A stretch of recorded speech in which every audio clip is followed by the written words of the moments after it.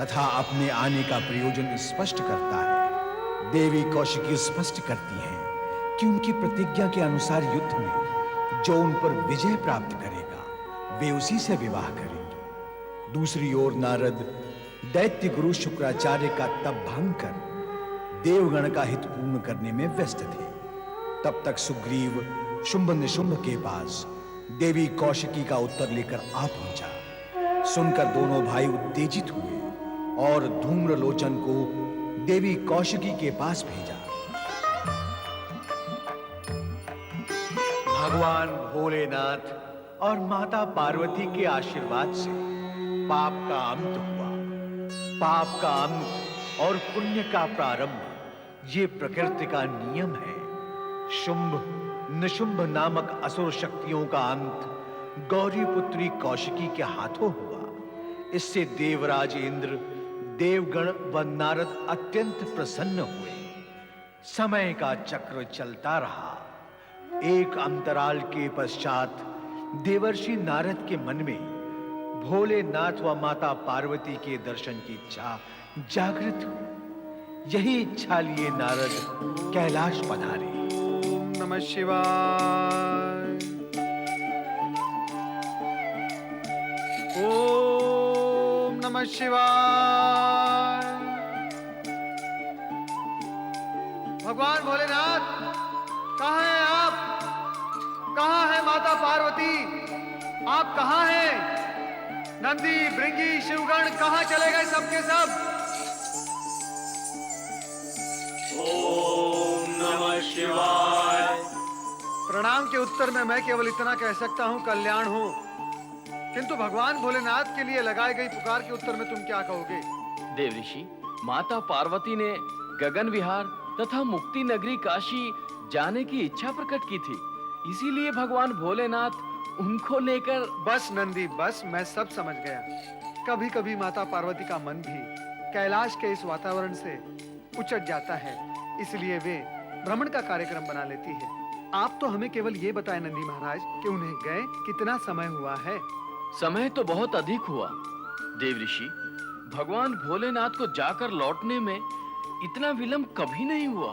अर्थात वे अब काशी से लौट ही रहे होंगे। फिर तो मैं दोनों के दर्शन आकाश मार्ग से जाते हुए आकाश में ही कर लूंगा। नारायण नारायण। जय जय ब्रह्मदेव, जय जय ब्रह्मदेव। नारायण भज मन नारायण नारायण नारायण। जय जय ब्रह्मदेव, जय जय ब्रह्मदेव। नारायण नारायण नारायण। जय जय ब्रह्मदेव, जय जय ब्रह्मदेव। जय जय ब्रह्मदेव, जय जय ब्रह्मदेव। अरे, ये तो नारद है। बहुत दिनों बाद मिला। ओह, बाल सखा पर्वत। देवर्षि नारद।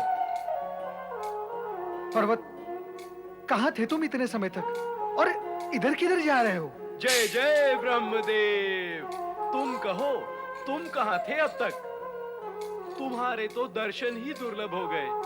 बरसों पश्चात आज तुम्हारे दर्शन हुए हैं।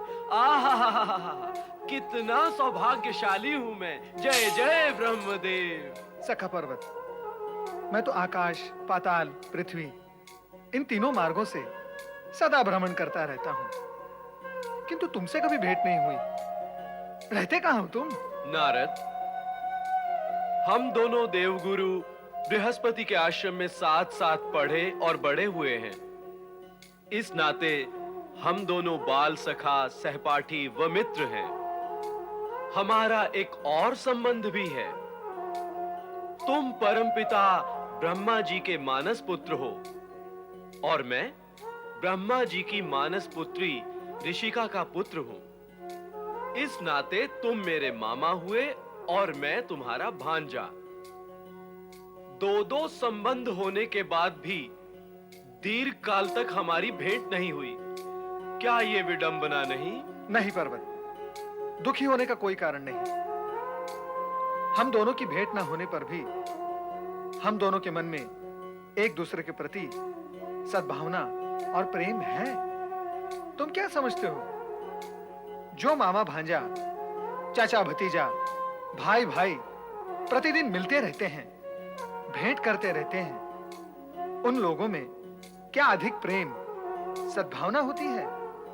नहीं पर्वत, ऐसा नहीं है। किंतु मुझे तुम्हें देखकर आश्चर्य अवश्य हुआ है। आश्चर्य का कारण? नारायण नारायण, मुझसे परिचित जितने भी देव, दानव और मानव हैं, वो तुम्हें देखकर संभ्रमित अवश्य हो जाएंगे। तुम्हारा ये नारद रूप देखकर वे तुम्हें नारद ही समझ बैठेंगे। सत्य तो यही है। मैंने बाल्यकाल से ही तुम्हें अपना आदर्श माना है। तुम्हारे ही रंग रूप व चेष्टाओं का अनुसरण किया है।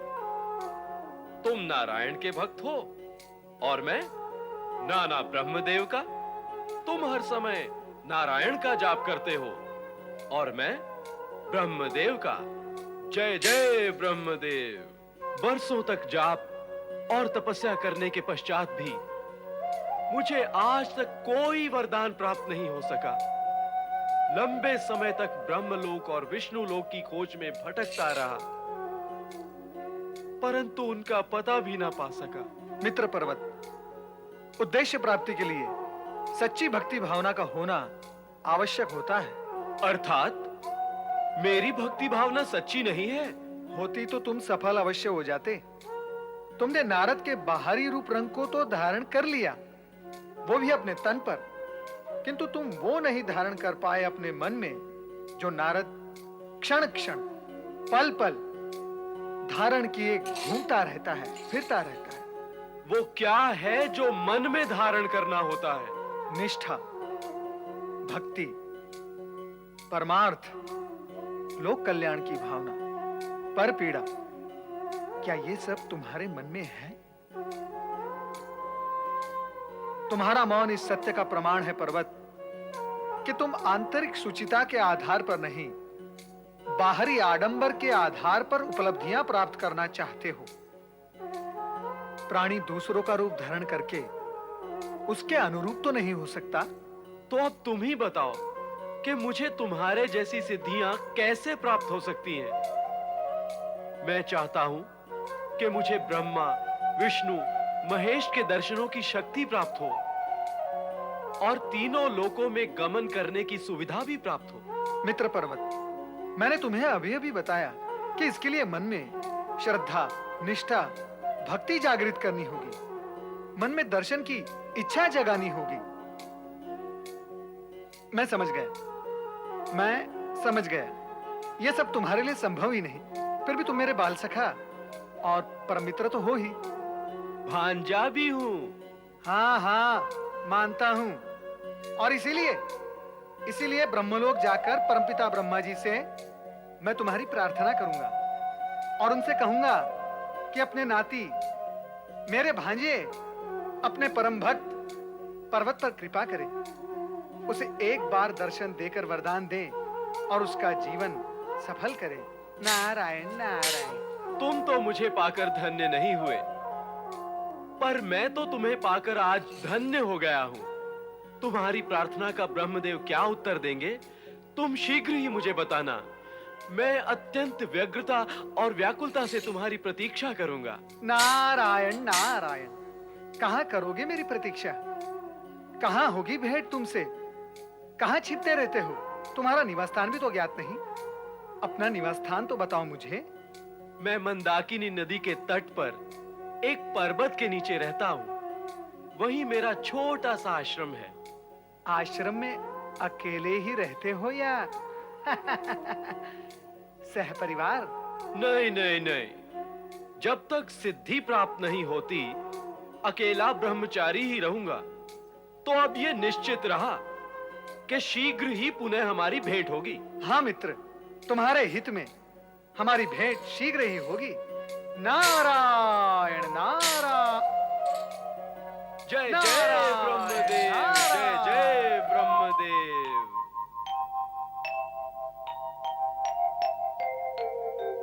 नारायण नारायण नारायण, भज मन नारायण नारायण नारायण। देवी, तुरंत अदृश्य हो जाओ। इस समय नारद से मिलना उचित नहीं है।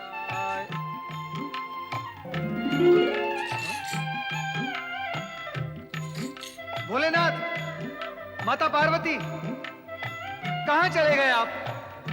दर्शन देकर भी अदृश्य हो गए। नारायण।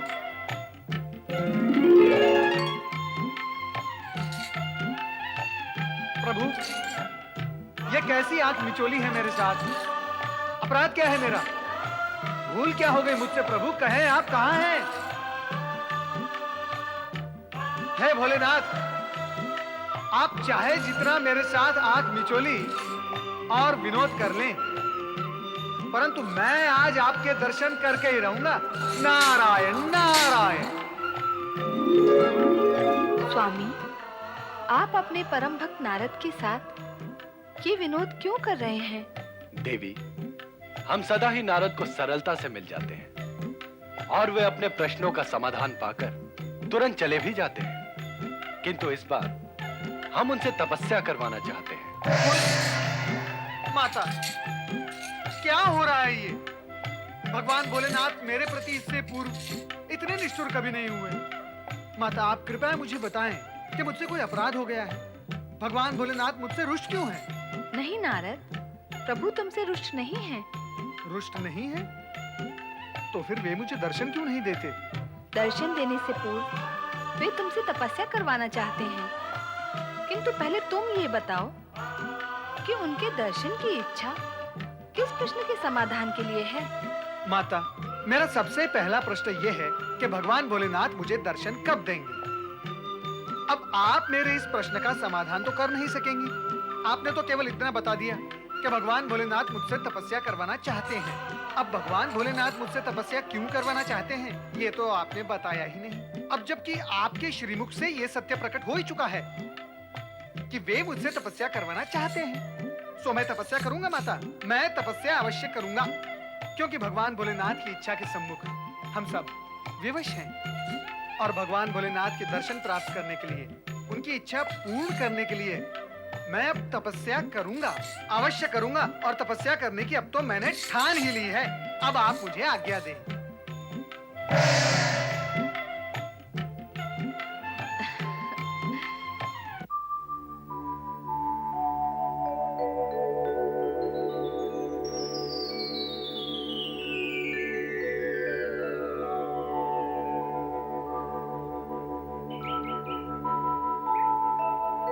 तपस्या के लिए कौन सा स्थान उपयुक्त होगा नारद?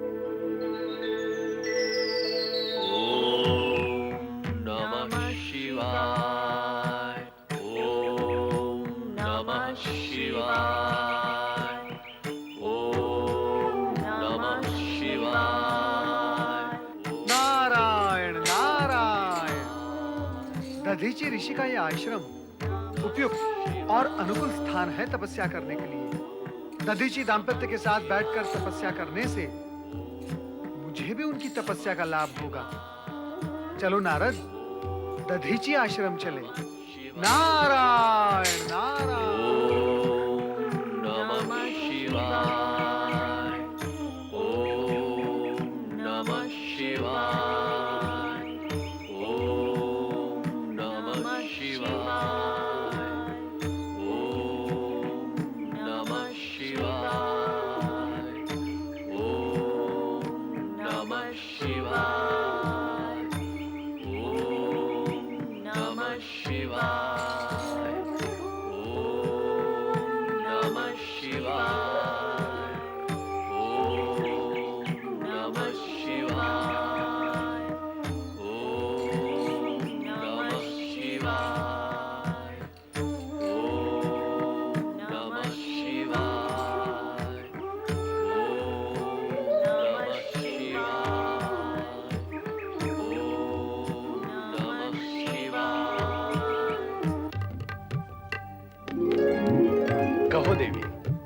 क्या हमारी अनुपस्थिति में नारद यहाँ आए थे? उन्हें तो आना ही था। वे आए और मैंने उनसे आपकी इच्छा और आदेश से अवगत भी करा दिया है। मैंने स्पष्ट कर दिया कि तपस्या किए बिना दर्शन संभव नहीं है। फिर वो तपस्या करने का निश्चय करके लौट गए।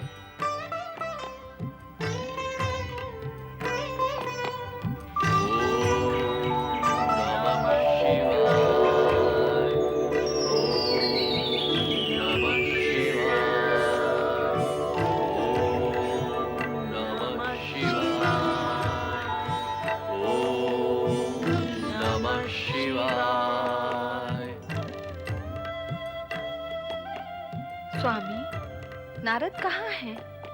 नारद बहुत ही चतुर और दूरदर्शी है देवी। नारद तो चतुर है, किंतु इस समय नारद ने क्या चतुरता की है?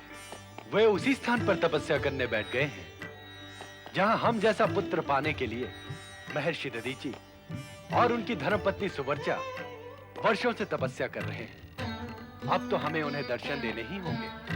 मैं भी आपके साथ चलूंगी स्वामी। अवश्य। नमः शिवाय। ओम नमः शिवाय। ओम नमः शिवाय। ओम नमः शिवाय। दोनों पति पत्नी तपस्या कर रहे हैं, फल भी दुगुना प्राप्त होगा। किंतु मैं तो बाल ब्रह्मचारी हूं, पत्नी है ही नहीं। सुवर्चा के समान यदि मेरी भी पत्नी होती, मेरे साथ तपस्या करती, तो मेरी तपस्या का फल भी दुगुना होता और भगवान शिव मुझे शीघ्र ही दर्शन भी देते। अब पत्नीहीन मुझ बाल ब्रह्मचारी की तपस्या न जाने भगवान भोलेनाथ तक कब पहुंचेगी। ओम नमः शिवाय।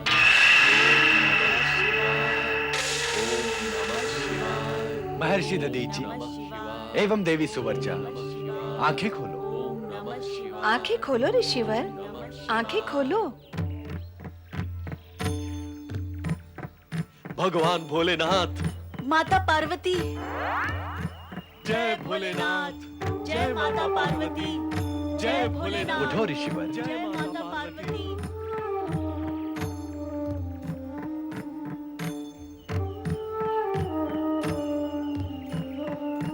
अपनी मनोकामना कहो ऋषिवर। हे त्रिकालदर्शी, सर्वव्यापक, सर्वज्ञ, आप मेरे मन और मनोकामना दोनों से परिचित हैं। आपके मंगल दर्शन प्राप्त होने के पश्चात अब कौन सी कामना शेष रह जाती है देवेश्वर? अब तो केवल यही कामना है कि जन्म जन्मांतर तक आपकी आराधना करता रहूं प्रभु। ऋषिवर, आप अपनी पत्नी सहित हम जैसा पुत्र प्राप्त करने के लिए बहुत समय से आराधना कर रहे हैं। हम आपकी मनोकामना पूर्ण करते हुए वरदान देते हैं कि आपको पिपलाद नामक रुद्र अवतारी पुत्र प्राप्त होगा, जिसके दर्शन मात्र से शनि ग्रह की सारी बाधाओं का अंत होगा। आपके दर्शन और वरदान पाकर हम धन्य हुए देवाधिदेव। और महर्षि दधीचि, आपने जन्म जन्मांतर तक हमारी आराधना करते रहने का निश्चय व्यक्त किया है और अपने तन को तप से तपाया है। इसलिए हम आपकी अस्थियों को वज्र के समान अटूट बन जाने का भी वरदान देते हैं। आपके वरदानों से हमारा जीवन सफल हो गया प्रभु, हम धन्य हो गए। भोलेनाथ, माता पार्वती, आपका एक और भक्त आपके दर्शन प्राप्ति के लिए तपस्या कर रहा है। कृपया आप उसे भी आशीर्वाद दें, कृपया दृष्टि डालें उस पर। नारद, हम यहाँ दर्शन देने नहीं, वरदान देने आए हैं। इसलिए हम तुम्हें भी बिन मांगे ही कामना पूर्ति का वरदान देते हैं।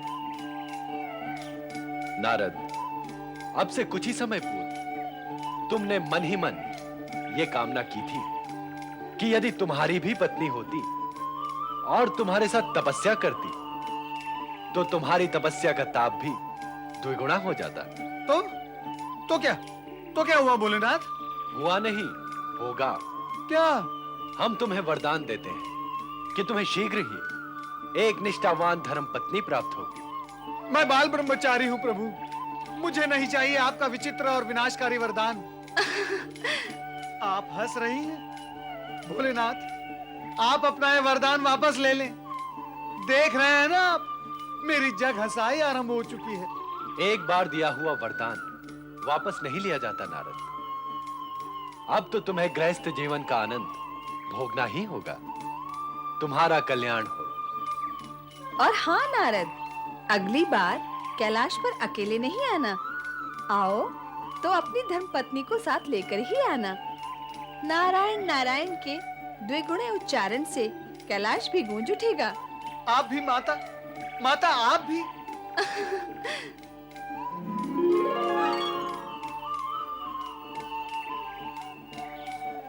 शुभ वरदान के लिए बधाई हो देवर्षि। हमारी मंगल कामनाएं आपके साथ है देवर्षि।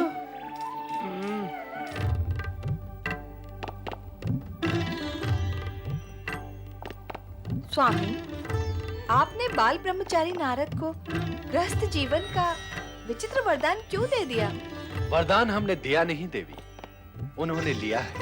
अर्थात? नारद के मन में बैठे विचार एवं विकार से कामना उत्पन्न हुई और कामना से वरदान। ब्रह्मा जी की भी यही इच्छा थी कि अपने बाल ब्रह्मचारी होने पर अभिमान करने वाले नारद को एक बार गृहस्थ धर्म का अनुभव होना ही चाहिए। ऐं ह्रीं क्लीं चामुण्डायै जय स्वाहा। ऐं ह्रीं क्लीं चामुण्डायै जय स्वाहा। ऐं ह्रीं क्लीं चामुण्डायै जय स्वाहा। ऐं ह्रीं क्लीं चामुण्डायै। त्वष्टा ऋषि के शक्ति यज्ञ से एक नया घटना चक्र आरंभ होगा। त्वष्टा ऋषि के यज्ञ का प्रतिदान तो तुम्हें उसे देना ही था। ऐं ह्रीं क्लीं चामुण्डायै विच्चे या चाम्बा मधुकैटभ प्रमथनी या नमाहिषोन्मूलिनी या धूम्रेक्षण चण्डमुण्डमथिनी या रक्तबीजाशिनी। शुंभ निशुंभ दैत्य दलिनी या सिद्ध लक्ष्मी परा या देवी नवकोटि शक्ति सहिता मां पातु विश्वेश्वरी। मेरे परम भक्त ऋषि त्वष्टा, माता, माता शक्ति।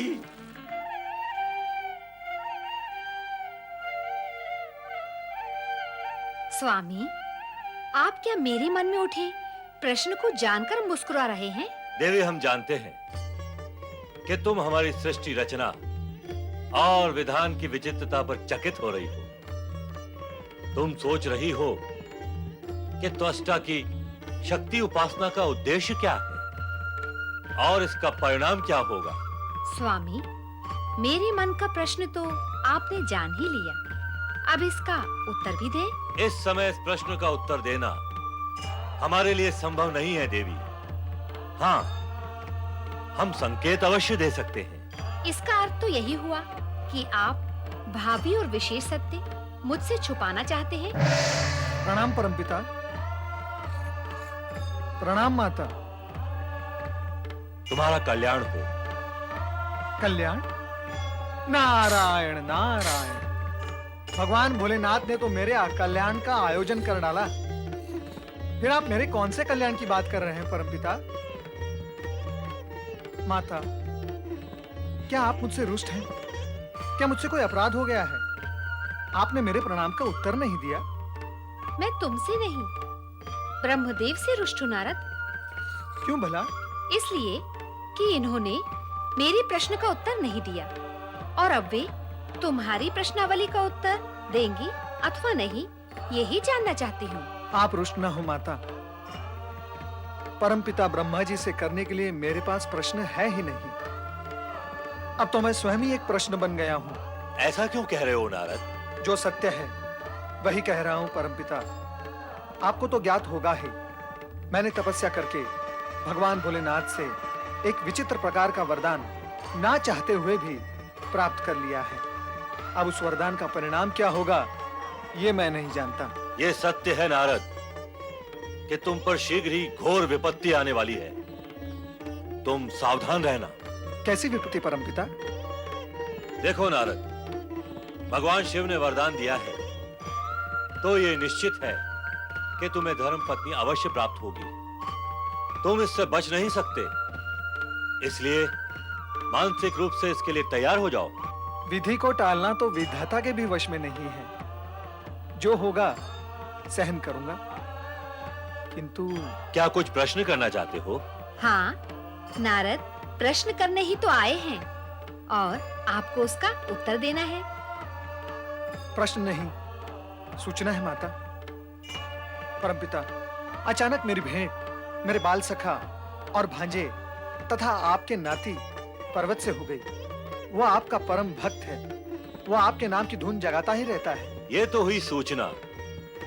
अब कहो कि इस सूचना पर आधारित प्रश्न क्या है? यही कि आप अपने ऐसे परम भक्त को दर्शन क्यों नहीं देते, उसे ब्रह्मलोक में आने की स्थिति प्रदान क्यों नहीं करते? दर्शन और सिद्धि भक्तों और साधकों को प्राप्त होती है, और ये पर्वत न तो भक्त है और न ही साधक। किंतु परमपिता, वो तो मेरे जैसा रूप धारण करके सदा ही ब्रह्मदेवाय नमः जाप करता है। ढोंगी है वो, नाटक और आडंबर करता है, केवल बाहरी रूप संवार रखा है पर भीतर से शून्य है। दिखावा करके भ्रमित करना चाहता है सभी को। उसका मन तुम्हारी भांति भक्ति भावना में निष्ठापूर्वक रमा हुआ नहीं है नारद। वो तुम जैसा बनना चाहता अवश्य है, किंतु कभी बन नहीं पाएगा। उससे कहो कि ब्रह्मा विष्णु और महेश को प्रसन्न करने का और वरदान प्राप्त करने का विचार त्याग दे। जैसी प्रभु की इच्छा। परमपिता, अब मुझे आज्ञा दें। देवी, नारद के विषय में कुछ प्रश्न करना चाहती हो? नहीं, मुझे किसी के विषय में कुछ भी नहीं पूछना है। मुझे भी इतनी सिद्धि तो प्राप्त है कि इच्छा होने पर मैं सब कुछ जान लूं। जय जय ब्रह्मदेव, जय जय ब्रह्मदेव। नारायण नारायण नारायण, भजमन नारायण नारायण नारायण। जय जय ब्रह्मदेव, जय जय ब्रह्मदेव, जय जय नारायण नारायण। नारद, मित्र नारद, मैं तुम्हारी ही खोज में भटक रहा था। चले आओ, चले आओ। कोई लाभ नहीं, कोई लाभ नहीं। मुझे खोजने का मित्र पर्वत सब व्यर्थ हो गया। क्या कह रहे हो मित्र नारद? मैं ये कह रहा हूँ कि तुम ब्रह्मा विष्णु महेश को प्रसन्न करने का विचार त्याग दो। मैं अभी अभी परमपिता ब्रह्मा जी से मिलकर आ रहा हूँ। क्या कहा ब्रह्मदेव ने? उन्होंने तुम्हारे संदर्भ में जो कुछ कहा, क्या तुम सुन पाओगे? हाँ हाँ, कहो तो। विचार कर लो मित्र पर्वत, क्या तुम सुन सकोगे? कहोगे तो सुन भी लूंगा। नारायण नारायण। तो सुनो पर्वत, परमपिता ब्रह्मा जी ने ये कहा है कि पर्वत ढोंगी, आडंबरी और नाटकीय है। वो जो नहीं है वो होने का दिखावा करता है। उसके मन में सच्ची भक्ति और आस्था भी नहीं है। उसे ब्रह्मा विष्णु और महेश को प्रसन्न करके उनके दर्शन करने का विचार त्याग देना चले। नारायण नारायण। व्यर्थ अलौकिक पशु पक्षियों यज्ञ से उत्पन्न हो।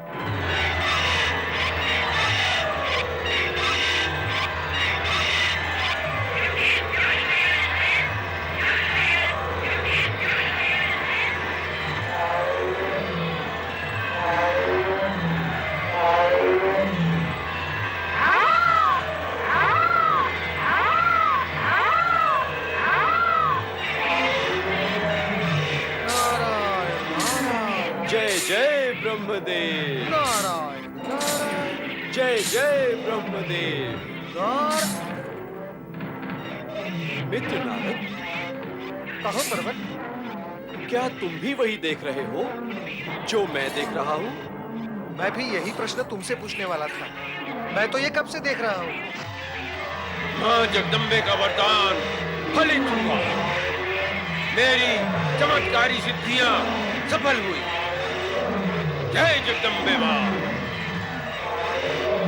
खोजने निकलते हैं, किंतु आकाश मार्ग में उनकी भेंट क्या रहे थे गुरु? जगत जननी माता शक्ति की जय। जगत जननी माता शक्ति की जय। देवराज, ये विचित्र पशु पक्षी शक्ति उपासक ऋषि त्वष्टा ने यज्ञ से उत्पन्न किए हैं। उन्होंने ये अद्भुत शक्तियां माता शक्ति के वरदान से प्राप्त की हैं, जिनका उपयोग वो देवताओं के विरुद्ध करेंगे। सिंहवाहिनी माता शक्ति की जय। असुर मर्दनी महादेवी शक्ति की जय। शक्ति के उपासक ऋषि त्वष्टा को प्रणाम। प्रणाम महामुनि। मैं परमपिता ब्रह्मा जी का मानस पुत्र नारद आपके दर्शनार्थ यहाँ उपस्थित हुआ हूँ। और मैं ब्रह्मदेव का नाती देवर्षि नारद के साथ आपके दर्शन का लाभ लेने आया हूँ। ऋषिवर, आपके द्वारा यज्ञ से उत्पन्न दिव्य, अलौकिक और अद्भुत पशु पक्षी देखकर अति आनंद हुआ। मन में जिज्ञासा उठी, सो चले आए। अति सुंदर, अति अद्भुत और विचित्र हैं ये पशु पक्षी। ऐसे पशु पक्षी इसके पूर्व हमने कभी नहीं देखे महामुनि। किंतु ऋषिवर, इन सब पशु पक्षियों को यज्ञ से उत्पन्न करने का उद्देश्य क्या है? उद्देश्य? हम स्वर्गाधिपति देवराज इंद्र को इस सत्य से परिचित करवाना चाहते हैं कि जो वस्तु वो अपने कल्प वृक्ष से प्राप्त नहीं कर सकते, उसे हम इस यज्ञ कुंड से प्राप्त करने की शक्ति और सामर्थ्य रखते हैं। हम देवराज इंद्र का गर्व खंडित करना चाहते हैं कि केवल वही शक्ति और क्षमता के अधिकारी हैं। इसीलिए हमने सभी पशु पक्षी स्वर्गलोक भेज दिए हैं। क्षमा करें ऋषिवर, गर्व से गर्व कभी खंडित तो होता नहीं। इतने पर भी यदि देवराज इंद्र का गर्व खंडित हो भी गया, इससे आपको क्या लाभ होगा? इंद्र हमारी शक्ति, क्षमता और सामर्थ्य की श्रेष्ठता को स्वीकार कर लेंगे। उससे क्या होगा? अपनी श्रेष्ठता मनवाने और इस प्रकार मान्यता प्राप्त कराने के प्रयत्न में इससे पूर्व भी कई तथा कथित महापुरुष दुष्कर्म करके असफलता प्राप्त कर चुके हैं। तुम बोलते बहुत हो नारद। नारायण नारायण, मैं बोलता हूँ तभी तो भीतर छिपे रहस्य और सत्य खोलता हूँ। नारद, पर्वत, मेरे प्रिय शिष्यों, तुरंत स्वर्गलोक पहुंचो। हम तुमसे तुरंत मिलना चाहते हैं।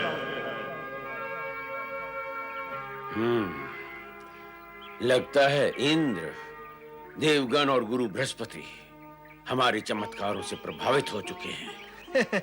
ऋषिवर, अब हमें आज्ञा दें। जय नारायण नारायण।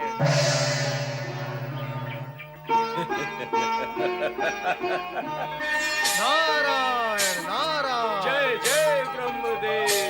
नारायण नारायण। जय जय ब्रह्मदेव। नारायण नारायण। जय जय ब्रह्मदेव। नारायण नारायण। जय जय ब्रह्मदेव। जय जय गुरुदेव। देवर्षि, आपके साथ ये कौन है? ये पर्वत मुनि है। अच्छा, इससे पूर्व तो इन्हें हमने आपके साथ कभी देखा नहीं। देवराज, ये दोनों हमारे शिष्य रह चुके हैं। नारद से तो भेंट होती ही रहती है, किंतु पर्वत ने आश्रम से विदा लेने के पश्चात हमसे भेंट नहीं की। न जाने कहां भटकता रहता है। क्षमा कीजिए गुरुदेव, मैं भटकता नहीं, इसीलिए भेंट ना कर सका। तो फिर कहां रहते हो? मैं ब्रह्मा जी की आराधना से सिद्धि प्राप्त करने के लिए हिमाचल में गुप्त रूप से एक स्थान पर रह रहा था, परंतु ना तो अभी तक मुझे ब्रह्मा जी के दर्शन हुए और ना ही ब्रह्मलोक पहुंचने की शक्ति प्राप्त हुई। जय जय ब्रह्मदेव। नारद की संगति में कैसे आए? बाल सखा नारद से अचानक मेरी भेंट हो गई और इनसे भेंट करके मेरे मन में अपूर्व उत्साह का संचार हुआ। अब मैं अपनी तपस्या से ब्रह्मा विष्णु महेश को प्रसन्न करके रहूंगा। जय जय ब्रह्मदेव। कहें गुरुदेव, आपने किस उद्देश्य से हमें बुलाया है? मैं बताता हूं देवर्षि। देवर्षि, आपने त्वष्टाश्रम जाकर उनके चमत्कारों को निकट से देखा है। हमें भी पता चला है कि वो शक्ति की कृपा से तथा यज्ञ द्वारा ऐसी मनोवांछित वस्तुएं प्रकट कर सकते हैं जो कि हमें कल्प वृक्षों से भी प्राप्त नहीं हो सकती। ये सत्य है, हमने उनके अद्भुत चमत्कारों को प्रत्यक्ष देखा है। अपने चमत्कारों द्वारा वे जगत को चमत्कृत एवं प्रभावित करने का प्रयत्न कर रहे हैं। जय जय ब्रह्मदेव। चमत्कारी के चमत्कारों से जग को चमत्कृत होना भी चाहिए। किंतु गुरुदेव, चमत्कार का उद्देश्य यदि... तुम उद्देश्य की चिंता ना करो नारद। देवराज इंद्र ये चाहते हैं कि चमत्कारी त्वष्टा को स्वर्ग में आमंत्रित किया जाए ताकि उनकी चमत्कारी सिद्धियों का उपयोग हमारे लाभ में हो। इससे अच्छा और क्या उद्देश्य हो सकता है उनके चमत्कारों का? क्या त्वष्टा ऋषि हमारे समान देह सहित स्वर्ग में आ सकते हैं? चमत्कारी त्वष्टा के लिए अब कुछ भी असंभव नहीं रहा। ऐसी स्थिति में अब तुम उन्हें स्वर्ग में आने के लिए प्रेरित करो। नारायण नारायण। स्वर्ग आने का निमंत्रण तो स्वयं देवराज को ही देना चाहिए। हाँ, अनुरोध करने का कार्य हम अवश्य कर ही सकते हैं।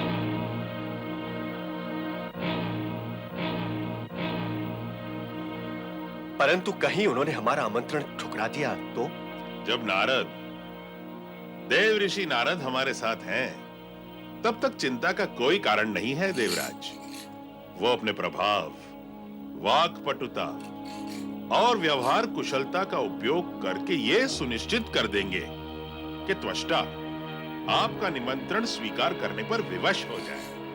अहंकारी सृष्टि रूपायै, अहंकारी सृष्टि रूपायै, अहंकारी प्रतिपालिके, अहंकारी प्रतिपालिके, क्लिंकारी काल रूपिण्यै, क्लिंकारी काल रूपण्यै, बीज रूपे नमोस्तुते, बीज रूपे नमोस्तुते। जय मां जगदम्बे, जय मां जगदम्बे, जय मां जगदम्बे, जय मां जगदम्बे। शक्ति उपासक ऋषि त्वष्टा की जय। ऋषि त्वष्टा, आप धन्य हैं।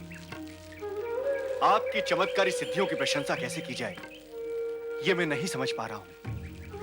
आपने तो जगत में एक अभूतपूर्व कीर्तिमान स्थापित कर दिया है। ये सब उस महाशक्ति भवानी की कृपा है देवराज। आप तो ये बताएं, आपने यहाँ आने का कष्ट कैसे किया? ऋषिवर, हम आपको स्वर्ग चलने का निमंत्रण देने आए हैं। निमंत्रण? स्वर्गलोक चलने का? नहीं देवराज, नहीं। स्वर्गलोक चलने का आपका निमंत्रण मुझे स्वीकार नहीं है। स्वर्गलोक ले जाकर आप हमें देवताओं की श्रेणी में रखकर हमें अपना आज्ञाकारी बनाना चाहते हैं। इंद्र सभा की शोभा का अलंकार बनाना चाहते हैं आप मुझे। नहीं, मैं ऐसा अलंकरण बनना नहीं चाहता।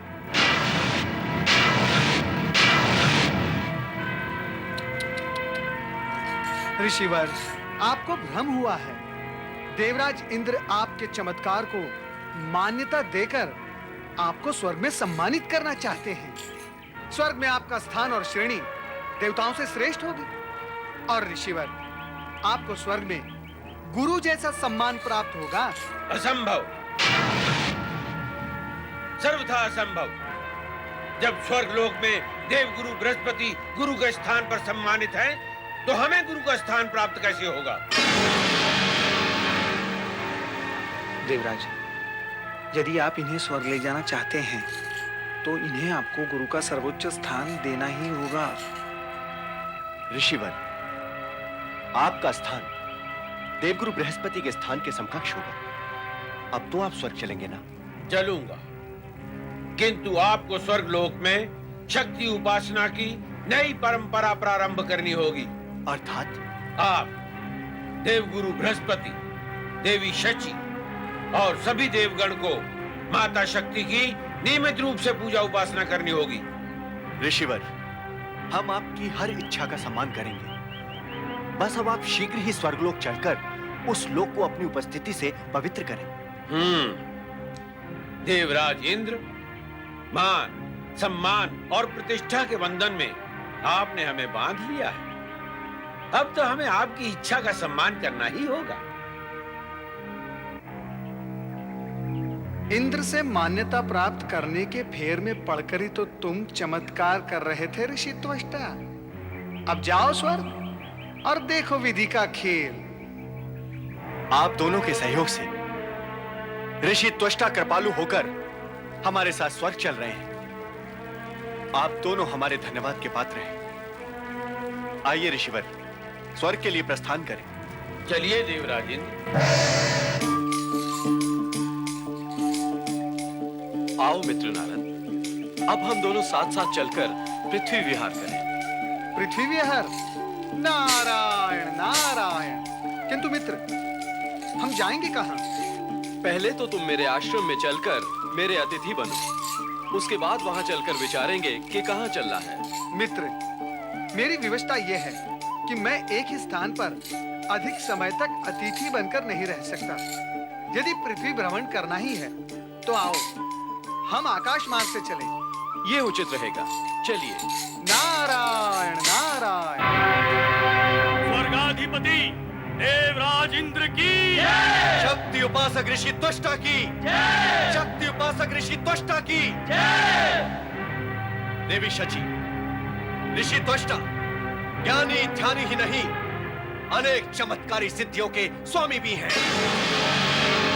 ये तो हम स्वर्ग निवासियों का सौभाग्य है कि ऐसे परम श्रेष्ठ ऋषि के दर्शन हुए। और देवी शची, हमने ऋषि त्वष्टा को देवगुरु बृहस्पति के अनुरूप ही सम्मान देने का वचन दिया है। और यह है हमारे देवगुरु बृहस्पति। इनका आशीर्वाद सदा हमें प्राप्त रहता है ऋषिवर। केवल आशीर्वाद ही प्राप्त है? यदि हमारी भांति सिद्धियों को अपने वश में किया होता तो आशीर्वाद के साथ साथ सिद्धियां भी अवश्य प्राप्त होती और फिर हमें स्वर्गलोक लाने की आवश्यकता न होती। देवराज इंद्र की आकांक्षाएं बहुत बड़ी हैं ऋषि त्वष्टा। हमें संदेह है कि आपकी सिद्धियां उन्हें पूर्ण कर पाएंगी। नमस्कार।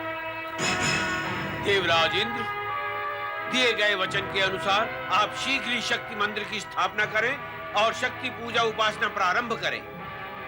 शक्ति पूजा के बिना हम एक दिन भी स्वर्गलोक में नहीं रह सकते। मैं इसके लिए वचनबद्ध हूं ऋषिवर, और दिए गए वचन के अनुसार मैं शीघ्र ही शक्ति मंदिर स्थापना की व्यवस्था करता हूं।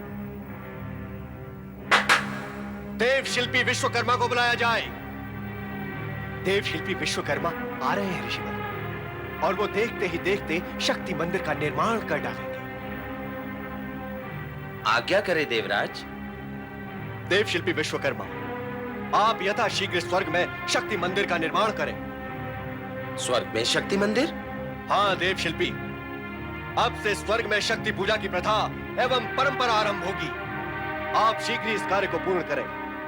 आपकी आज्ञा अनुसार शक्ति मंदिर का निर्माण शीघ्र ही हो जाएगा देवराज।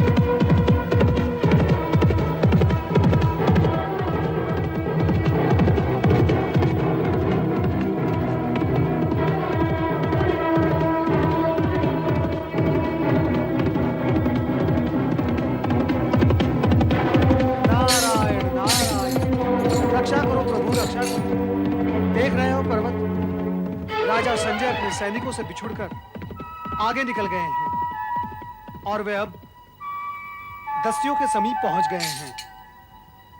और ये वो दस्यु हैं जो किसी की भी प्रतिष्ठा का विचार ना करते हुए उन्हें लूटकर मार सकते हैं। अर्थात राजा संजय के प्राण संकट में हैं। हाँ, तुरंत उन्हें सावधान करना होगा। नारायण नारायण। जय जय ब्रह्मदेव। सावधान, ऐसा लगता है कि ये घुड़सवार इसी ओर आ रहा है। बलिदत्त, तू ऊपर जा और समीप आते ही उसकी एक ही वार में गर्दन उड़ा डालो। ऐसा ही होगा सरदार।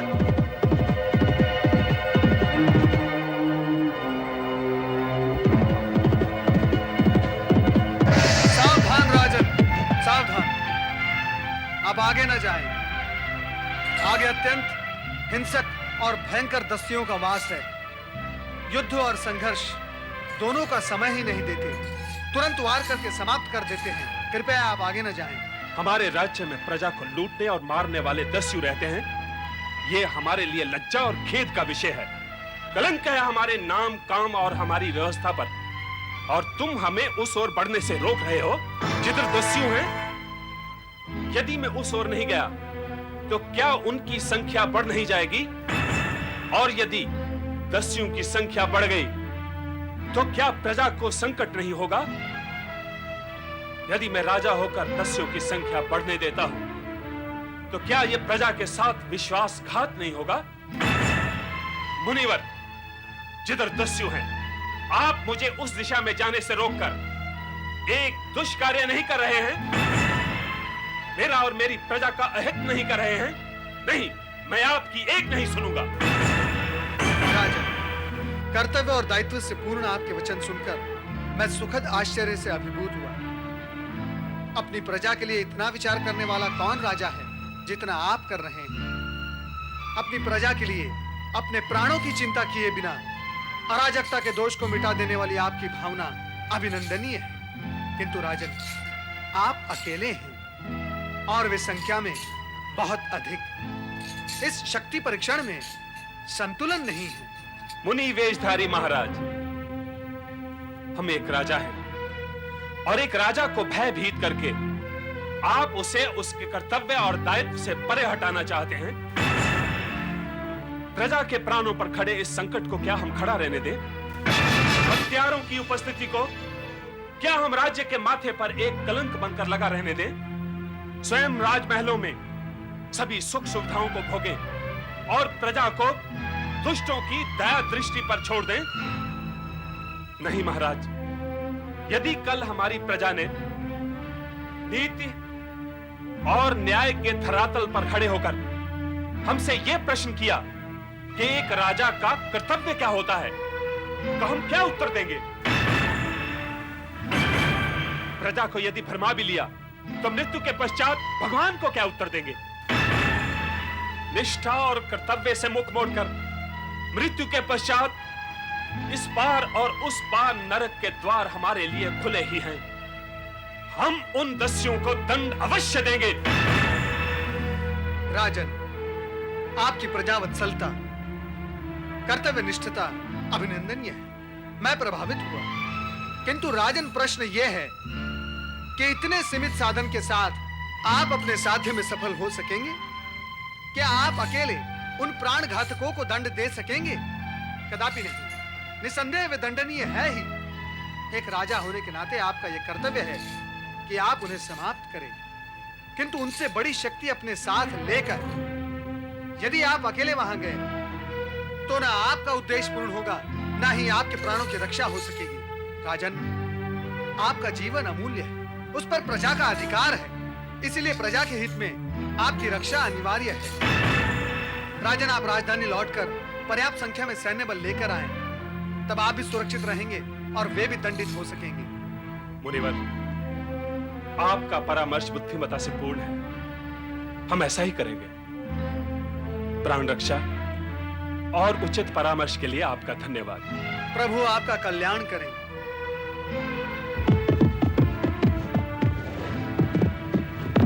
सरदार, घोड़े की टापों की धुनों से ऐसा लग रहा है कि घुड़सवार लौट गया। अब वो दोबारा नहीं आएगा।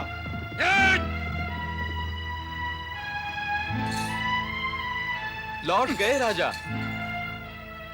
वो तो लौट गए, किंतु हमें भी लौट जाना चाहिए। क्यों? तुम्हें भी भय लगता है दस्युओं से? नारायण नारायण, दस्युओं से किसे भय नहीं लगता। चलो।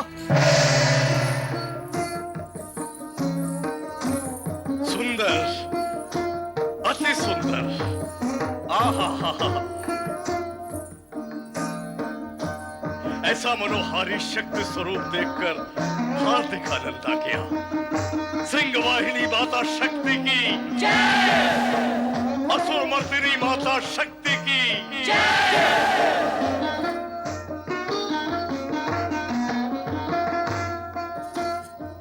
देवेंद्र, जब हम माता की जय कहते हैं तो माता के और भी प्रिय हो जाते हैं।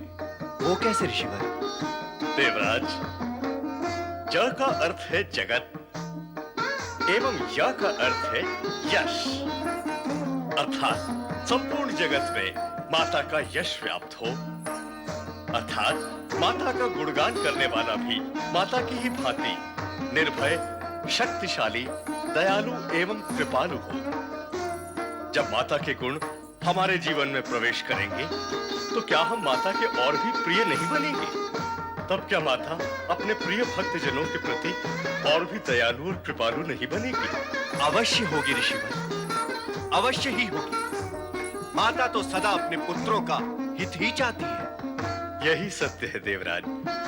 माता शक्ति संपूर्ण सृष्टि का मूल एवं आदि कारण है। इसकी शरण में आकर, इसके चरणों में बैठकर आराधना करने से जीवन सफल ही नहीं धन्य हो जाता है। माता से जो मांगो वो मिल जाता है, सारी कामनाएं पूर्ण हो जाती हैं। मां शक्ति की प्रेरणा से ही सारा जगत चैतन्य है। ऐसी अनंत, अनादि, परम, परा एवं संपूर्ण शक्ति का आवाहन करें। सर्वमंगल मांगल्ये शिवे सर्वार्थ साधिके शरण्ये त्र्यंबके गौरी नारायणे नमोस्तुते।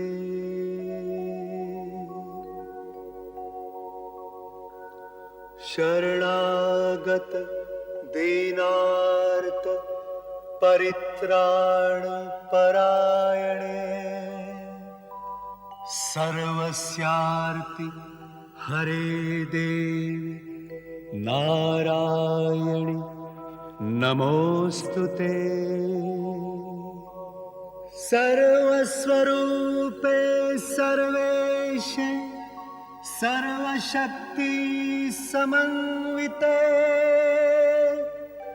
भयेभ्यस्त्राहि नो देवी दुर्गे देवी नमोस्तुते।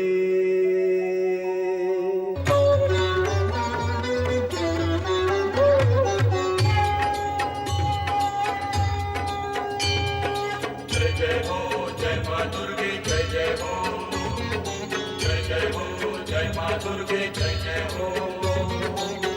शक्ति स्वरूप तुम कल्याणी हे जगदम्बे मात भवानी। जय जय हो जय मां दुर्गे जय जय हो, जय जय हो जय मां दुर्गे जय जय हो। शक्ति स्वरूपा तुम कल्याणी हे जगदम्बे मात भवानी। शक्ति स्वरूपा तुम कल्याणी हे जगदम्बे मात भवानी। जय जय हो जय मां दुर्गे जय जय हो, जय जय हो जय मां दुर्गे जय जय हो।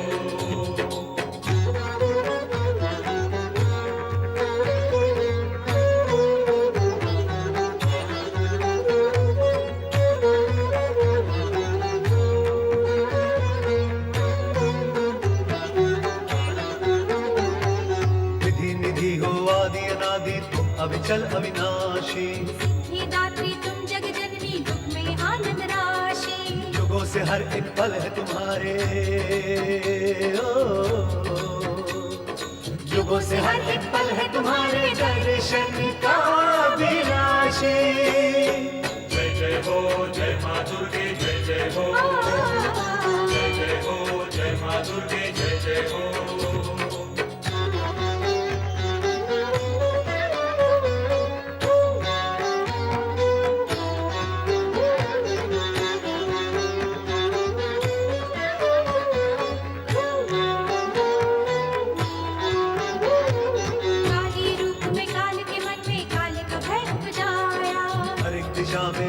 सरस्वती ज्ञान का दीप जलाया।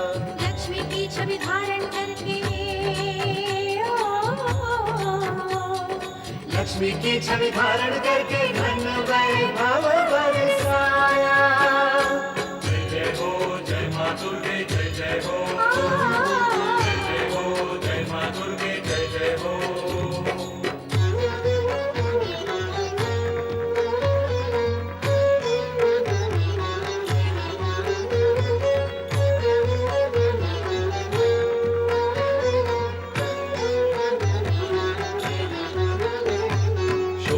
शनि तुम हो माता त्रिभुवन वास तुम्हारा। रौद्र रूप में सदैव तुमने दुष्टों को संहारा। करुणा लुटा के देव मुनि जन, करुणा लुटा के देव मुनि जन सबका कष्ट निवारा। जय जय हो जय माँ दुर्गे जय जय हो, जय जय हो जय माँ दुर्गे जय जय हो। शक्ति स्वरूपा तुम कल्याणी, हे जगदम्बे मातृ भवानी। शक्ति स्वरूपा तुम कल्याणी, हे जगदम्बे मातृ भवानी। जय जय हो जय माँ दुर्गे जय जय हो, जय जय हो जय माँ दुर्गे जय जय हो, जय जय हो जय माँ दुर्गे जय जय हो, जय जय हो जय माँ दुर्गे जय जय हो, जय जय हो जय माँ दुर्गे जय जय हो, जय जय हो जय माँ दुर्गे जय जय हो, जय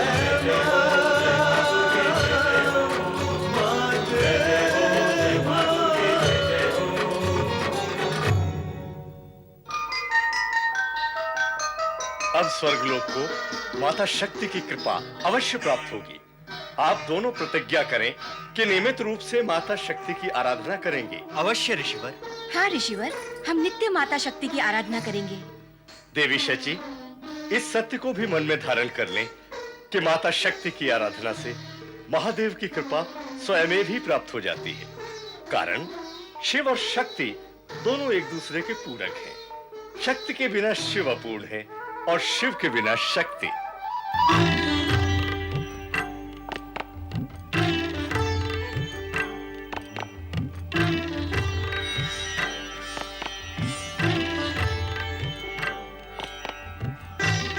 पति परमेश्वराय नमो नमः।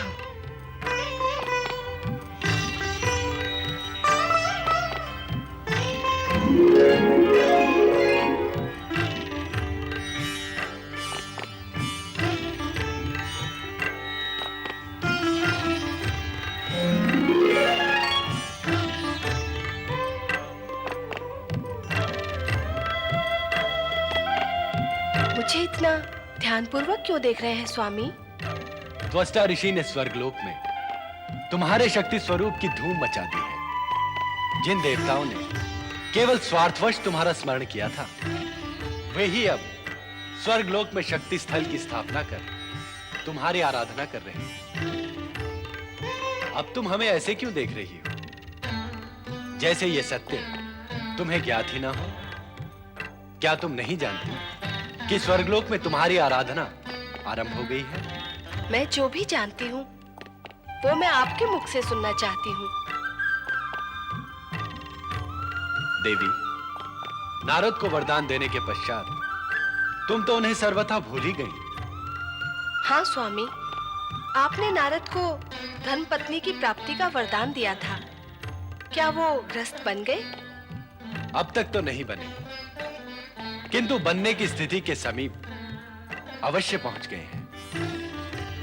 नारायण नारायण, जय जय ब्रह्मदेव, नारायण नारायण, जय जय ब्रह्मदेव।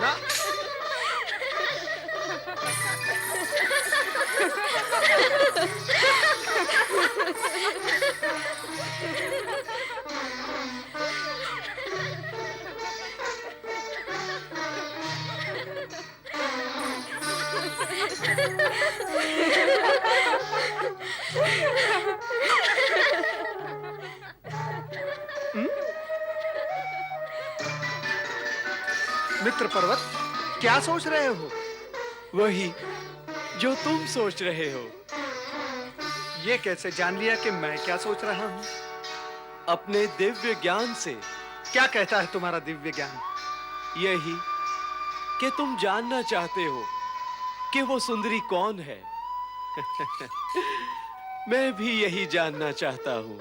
मैं भी अपने दिव्य ज्ञान से इतना तो अवश्य जान गया हूँ कि ये सुंदरी वही राजा संजय की पुत्री है, जिसे हमने वन में दस्युओं से सावधान किया था। तब तो अवश्य ही हमें राजा संजय का आतिथ्य ग्रहण करना चाहिए। राजा हमें देखते ही हर्षित होकर हमारा स्वागत करेंगे। किंतु मित्र, मेरा मन ये कहता है कि हमें इस झंझट में नहीं पड़ना चाहिए। चलो हम आगे बढ़े। नहीं मित्र, नहीं। ऐसा सुअवसर बार बार नहीं आता। चलो मित्र, चलो।